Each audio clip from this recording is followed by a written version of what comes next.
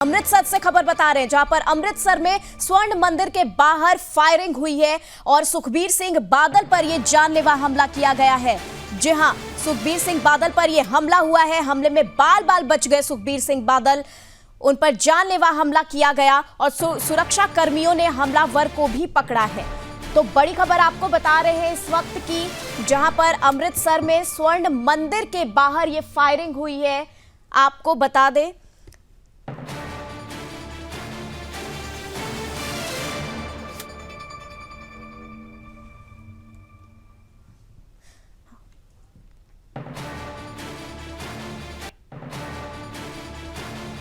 तो चलिए इसी खबर पर तमाम जानकारी के लिए हमारे साथ रेजिडेंट एडिटर मुकेश कुमार इस वक्त जुड़ चुके हैं। मुकेश जी, जानना चाहेंगे कि अमृतसर में सुखबीर सिंह बादल पर यह जानलेवा हमला हुआ है, इसके पीछे बड़ी वजह क्या बताई जा रही है और इस खबर को लेकर क्या कुछ अपडेट सामने आ रही है? देखिए, निमी अपडेट तो अभी है, जो हमला करने वाला है पुलिस ने उसे गिरफ्तार कर लिया है और बातचीत कर रही है, पूछताछ जानने की कोशिश कर रही है कि हमलावर कौन था और क्यों वहां पर हमला करने आया। लेकिन बड़ी वजह यह है कि तनखैया घोषित किए गए थे सुखबीर सिंह बादल, और उनपे तनखैया का मतलब होता है जो एक धार्मिक सजा होती है जो अकाल तख्त की तरफ से दी जाती है, जिसमें उनपे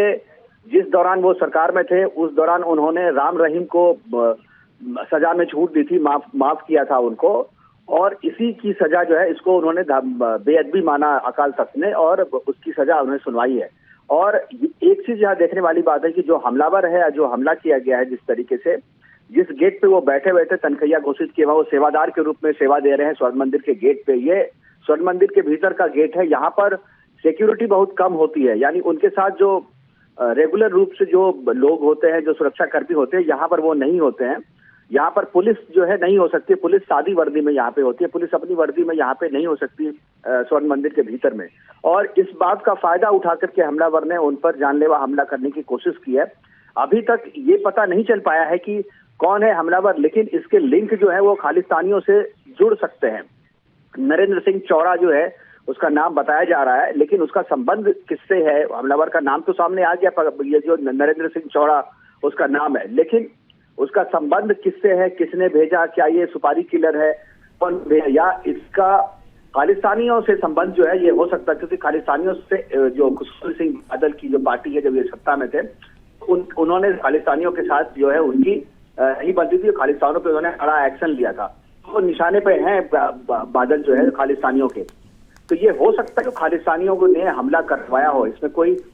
दो मत नहीं है, लेकिन पुलिस जांच के बाद जो है ये पता चल पाएगा। और जो गिरफ्तार हुआ है, गिरफ्तार जो अपराधी जो आरोपी है वही बताएगा, और उसके बाद हो सकता है जो जिस तरीके से पन्नू के वीडियो आ जाते हैं हर एक बड़े हमले के बाद, हर एक घटना के बाद, तो उसका वीडियो भी आए कि हाँ ये हमला मैंने करवाया, तो ये चीज हो सकती है। लेकिन ये बहुत बड़ा मसला है, क्योंकि अभी देखिए, अभी जो तनखैया उन्हें घोषित किया है तो यहाँ पे रहेंगे, उसके बाद जो चार जो बड़े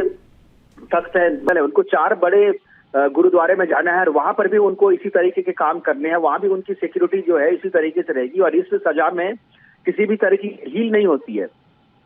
जैसे अगर आपको एक बार घोषित कर दिया गया अकाल तख्त की तरफ से जब आप तनखैया हैं और आप वहां करेंगे तो आपको वो सजा भुगतनी ही होगी। अगर आप नहीं भुगते तो आपको समाज से, सिख समाज से जो है निष्कासित कर दिया जाएगा, आपको आप बेदखल हो जाएंगे समाज से, समाज कोई भी व्यक्ति आपसे कोई संबंध नहीं रखेगा, ये इस तरह की सजा होती है। तो इस सजा को आपको मानना ही होता है, आप चाहे कितने भी बड़े ओहदे पे हो आपको मानना। आपको याद होगा जो पूर्व राष्ट्रपति जैल सिंह जो थे उनको भी बेअदबी का आरोप लगा था, अकाल तख्त ने उन्हें स्वर्ण मंदिर में जूते साफ करने की सजा दी थी और राष्ट्रपति रहते हुए उन्होंने वो काम किया था। स्वर्ण मंदिर के भीतर में जाकर के जो लोग आ रहे थे, जो श्रद्धालु आते थे, उनके जूते साफ किया था उन्होंने। तो ये सजा, इस सजा में माफी नहीं होती है। तो माफी देने के साथ अब आगे की बात यह है कि अगर सुखबीर सिंह बादल पे इस तरीके की सुरक्षा के उन पे हमले हो रहे हैं अगर इस तरीके से, तो उनकी सुरक्षा के बारे में सोचना भी अकाल तख्त जो है उनकी जिम्मेदारी है।